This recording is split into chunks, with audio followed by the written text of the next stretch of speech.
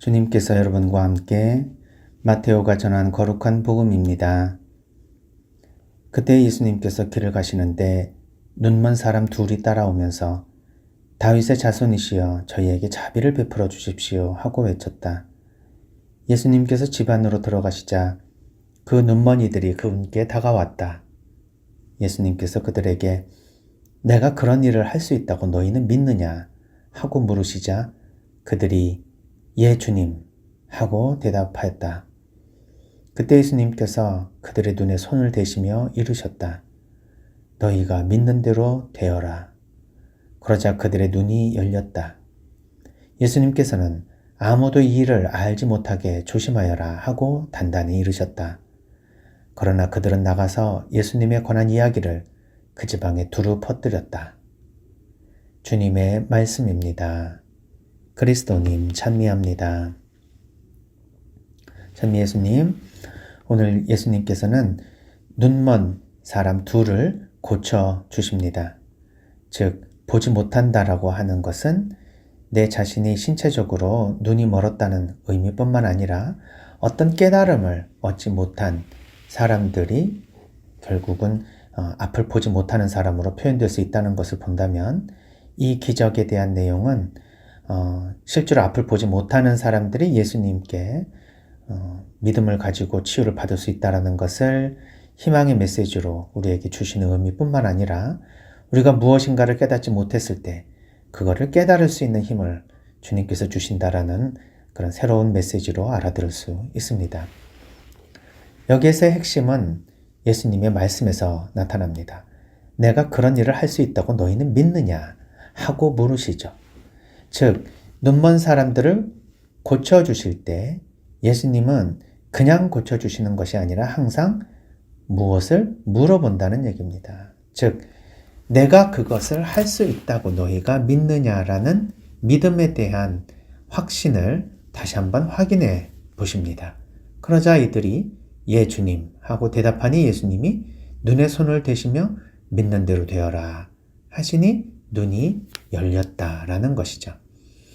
즉 예수님은 스스로 당신이 하고 싶어하는 마음 때문에 치유를 해주시지 않고 우리가 진정으로 그 치유에 대해서 원하는지를 물으십니다. 그리고 또 하나 더 중요한 것이 있죠. 예수님이 그런 능력이 있다는 것을 믿느냐를 물어보신다는 이야기입니다. 믿음이라고 했을 때 우리는 예수 그리스도가 하느님의 아드님이심을 믿느냐, 즉 예수님은 하느님이시며 하느님의 아들이시라는 이 신성함을 고백할 수 있느냐, 이것에 대한 믿음을 첫 번째 예수님께 대한 믿음이라고 생각합니다.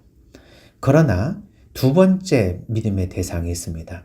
그것은 예수님께서 실제로 우리와 함께 생활하시며 우리를 당신의 삶에서 항상 고려하고 계시고 배려해 주시며 치유해 주신다는 사실을 믿느냐 하는 것입니다.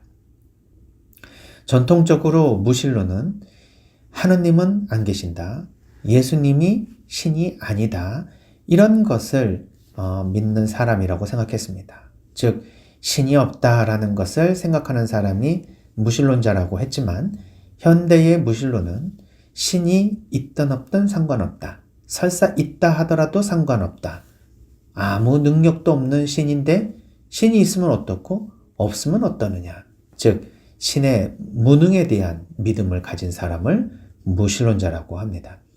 그러니 무신론자의 두 가지 의미가 있죠.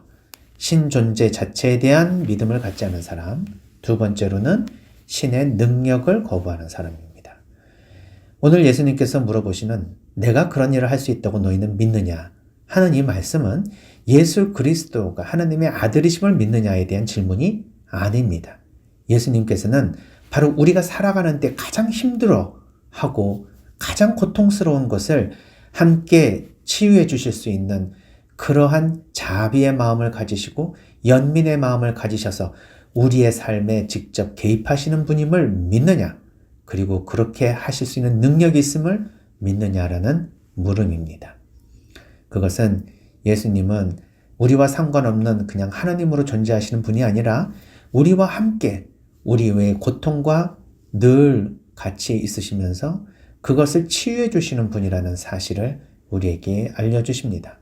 우리가 그런 마음을 가지고 있을 때 드디어 예수님의 치유의 은사가 우리에게 전달되어 올 수 있을 것입니다. 우리는 예수님이 실제로 하나님의 아들이시고 이 세상에 하나님이 계시다는 사실을 부정하지 않고 믿고 있는 것은 사실입니다. 하지만 진정으로 예수님이 나와 함께 하시는가? 나는 예수님께 나의 이 삶의 하나하나의 모습을 모두 함께 공유하면서 예수님의 치유의 은사를 받고 있고 또 하느님은 예수님은 그런 치유의 은사를 나에게 주시기 위해서 지금도 나에게 끊임없이 믿음을 확인하고 계시는지 물어볼 필요가 있습니다. 예수님은 우리의 삶에 함께하고 싶어 하십니다.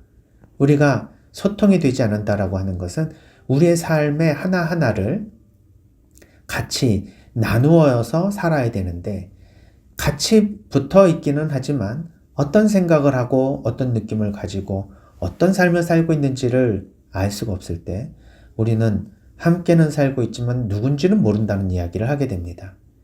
우리는 예수님과 늘 같이 살고 있습니다. 성당에 나가고 또 신앙생활을 하고 있습니다. 하지만 진정으로 예수님을 인격적으로 만나고 있는지는 항상 의문을 가지지 않을 수 없습니다. 오늘 예수님은 그런 우리들에게 내가 너희들의 삶 하나하나에 함께하고 있다고 믿느냐 하고 물으십니다. 예, 주님 하고 대답한다면 오늘 하루 그리고 우리가 지금 살아가고 있는 이 삶의 고통을 예수님께 아뢰면서 우리도 그 예수님의 치유의 은사를 받을 필요가 있고 또 예수님께서는 바로 그것을 원하신다는 사실을 우리가 다시 한번 깨달을 필요가 있습니다. 눈먼이들은 오늘 복음에 나온 두 사람뿐만 아니라 우리 모두도 여기에 해당합니다. 정말 진정으로 하나님이 우리에게 원하시는 것이 무엇인지를 잘 알지 못하는 우리의 이 무지가 결국 세상과 지혜를 우리가 알 수 없는 그러한 눈먼 사람이라는 것을 알려줍니다. 예수님은 오늘도 조그만 것까지도 당신께 일일이 다 이야기를 하며 당신께 의탁하고 그 치유의 은사를 청하는 사람들을 기꺼이 받아들이시고 그들에게 치유의 은사를 해주고 싶어 하시는 분이라는 것 잊지 않았으면 좋겠습니다.